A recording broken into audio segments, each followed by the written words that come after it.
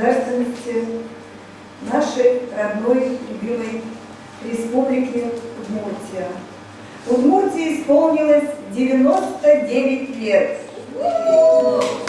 Действительно, знаменательный день в 2020 году состоялся о признании области автономной и, наверное, государственной посадки. Наша РФ, моя республика, Удмуртия.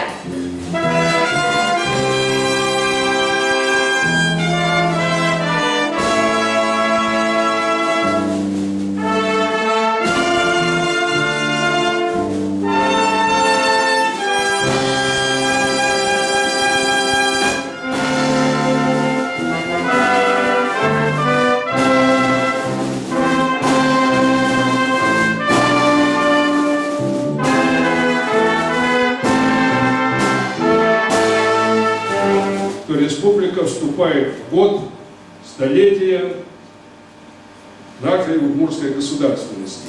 Совместно с региональной общественной организацией «Удмуртское землячество» и Департаментом национальной политики и межрегиональных связей города Москвы проведено множество совместных интересных мероприятий. То, как нас поддерживает Удмуртское землячество, я думаю, все знают. Мы очень много чего делаем вместе.